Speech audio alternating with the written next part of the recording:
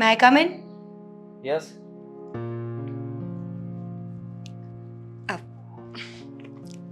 હાય. Hi. કેવું લાગે છે હવે? બહુ જ ખરાબ.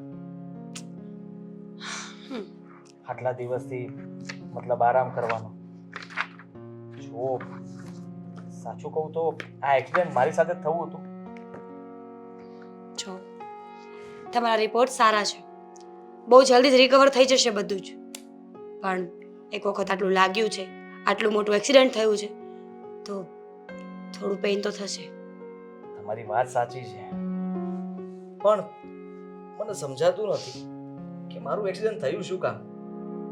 રોડ આખો ખુલ્લો હતો, મારું ધ્યાન પણ હતું. અચાનક એ ટ્રક હાફી કેવી રીતે ગયો અને સીધો જે મારી સાથે પટકાઈ ગયો એટલું મને યાદ છે. એક ક્વેશ્ચન કરી શકું? જી ડૉક્ટર સાહેબ. મને તો નથી ખબર કે તમારી પર્સનલ લાઈફમાં શું ચાલે છે, પણ એવું બની શકે ખરા કે કોઈએ જાણી જોઈને આવું કર્યું હોય? જો જે રીતે તમારું એક્સિડન્ટ થયું છે ને, અને જે રીતે તમે મને કહો છો, પોસિબલ છે કે કોઈએ જાણી જોઈને કરી છે આ વસ્તુ. બિકોઝ ત્યાં રોડ પર જો કોઈ હોય જ નહીં તો પછી આ બધું બની શકે, પણ મારી સાથે આવું કોણ કરી શકે? દિવસે હું ઘરની બહાર જ્યારે નીકળતો હતો ત્યારે રોનક સાથે વાત થઈ હતી, માથાકૂટ પણ થઈ હતી. એના લગ્ન થઈ ગયા હતા એટલા માટે અવારનવાર ઘરમાં મમ્મી અને દામિની વચ્ચે ઝઘડાઓ થતા હતા. તો રોનક મને કહેતો હતો કે મને ભાગ આપી દો, હું અલગ થઈ જવા માંગુ છું. એ બાબત ઉપર હું એને ખીજાણો હતો, ગુસ્સે થયો હતો અને ખીજાઈને હું નીકળી ગયો હતો. પણ મારો ભાઈ કંઈ જ સમજાતું નથી મને. જો આટલું બધું પેનિક નહીં કરો, હું તો જસ્ટ પૂછું છું તમારા ઘરમાં કોણ છે? ફક્ત તમારા ભાઈ અને મમ્મી, અને આ તમારા ભાઈ હમણાં લવ મેરેજ કર્યા ને? 3 જણ જ ને. આમ તો બની શકે કે કોઈ બહારનું હોય, એવું પણ બની શકે કે કોઈ ન પણ હોય. પણ પ્લીઝ તમે એટલું તો જરૂર વિચારો કે સમયની સાથે માણસની સાથે કંઈ પણ થઈ શકે. ઘણીવાર કોઈ માણસ જાણી જોઈને આવું કરતું હોય, ઘણીવાર આવું ઇન્ટેન્શન ન પણ હોય છતાં પણ થઈ જતું હોય છે. બાય ધ વે, રિપોર્ટ્સ આવી ગયા છે, રિકવરી બતાવે છે. જો આમને આમ ધ્યાન રાખશો ને તો બહુ જલ્દી તમે રિકવર કરી લેશો. હવે થોડું ઘણું પેઇન કરે છે પગમાં, બાકી તો વાંધો નથી. હા, એમ તો હું ચાલુ પણ છું અને હમણાં જ થોડી વાર પહેલા ચાલીને જરા આરામ કરવા માટે બેઠો. કારણ કે મસલ્સ જોડાતા હોય એટલે થોડું પેઇન તો થવાનું ને. હા, વાત તમારી સાચી છે. તમે ટેન્શન ના લો. ડૉક્ટર પછી પહેલાં હું એક માણસ છું અને મને સમજાય છે કે જ્યારે વગર વાંકે આટલી બધી મોટી મુસીબત આવે ત્યારે માણસને શું લાગે. હું તમારી જરૂર હેલ્પ કરીશ. પણ મેં તમને રાખ્યા છે એના માટે કે તમે મને જલ્દી મારી હેલ્પ કરો. હા, યા, આઈ ટ્રાય માય બેસ્ટ. તમને ખબર છે ને હું શું કહું છું? બધી જ ખબર છે ને, બધું યાદ પણ છે મને. પણ હું ઈચ્છું છું કે પહેલાં તમે જલ્દી આ બેડ પરથી ઊભા થઈ જાઓ. Bed is bed. યા, હા, જલ્દી મતલબમાં થઈ જઈશ. તમે આવી રીતે જ સેવા કરતા રહેજો અને કામ પણ, તો મને લાગે છે ત્યાં સુધી દોડતો થઈ જઈશ. હું જરૂર મારું કામ કરીશ. સેવાનું.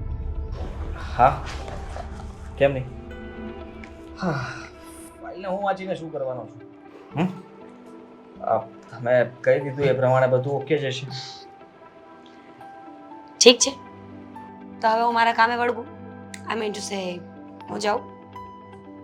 મળીએ. Take care. Yeah, everything will be good. Yes, bye. By.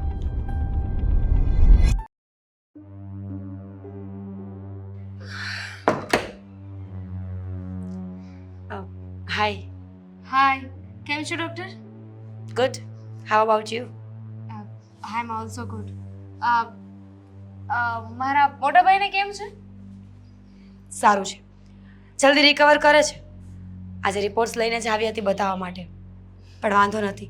જો આમને આમ રેસ્ટ કરશે ને, દવાઓ સમયસર લેશે અને જમવામાં પણ ધ્યાન રાખશે ને, તો ફટાફટ સારું થઈ જશે. સિરિયસલી? હમ. એકદમ સાચું? એકદમ સાચું. તમે એના ભાઈના વાઈફ રાઈટ? રાઈટ રાઈટ ઓ ડૉક્ટર. કોંગ્રેચ્યુલેશન્સ, તમે હમણાં લગ્ન કર્યા ને? હમણાં જ લગ્ન કર્યા. ગુડ. જુઓ ને, આ ખુશીના માહોલમાં આવા બેડ ન્યૂઝ આવ્યા અને બિચારા ભાઈ બેડ રેસ્ટ થઈ ગયા. હજુ ચાલી નથી શકતા ને? યા આઈ અન્ડરસ્ટેન્ડ. મે બી 15-20 દિવસમાં તો બધું જ કમ્પ્લીટ થઈ જવાનું છે. સો સારું કહેવાય ને. બહુ ખુશીના સમાચાર આપ્યા તમે. દામિની, હા? I want to ask you something. No. યા હા, કેમ નહીં? પૂછો ને. હું વિચારું છું કે તમારા જેઠ રાઈટ, રાઈટ. જેઠ સાથે જે થયું ને એ થોડું એબનોર્મલ છે. I mean to say road પર કોઈ હતું જ નહીં, કોઈ વાહન જ નહોતું, તો પછી ત્યાં ટ્રક કેવી રીતે આવ્યો ને અચાનક જ આટલી મોટી ટક્કર, એ પણ જ્યારે રોડ પર કોઈ વાહન જ નહોતું. રાઈટ. તમારી વાત સાચી છે. કેવું કેમ થઈ શકે? પણ લોજિકલી જોવા જઈએ તો બની શકે ને. થવા કાળે ગમે તે થઈ શકે. સાંભળ્યું નથી તમે? હવે આ તો લખેલું હોય બધું ઉપરથી પહેલેથી જ ભગવાને, એટલે થઈ ગયું. ભાઈનું ત્યાં ઊભું રહેવું, ટ્રકવાળાનું આવવું અને ભાઈની ગાડીની સાથે અથડાઈ જવું ને ટક્કર થઈ જવી ને ભાઈનું એક્સિડન્ટ થઈ જવું ને. રાઈટ, પણ વિચારો જેવી બાબત તો છે.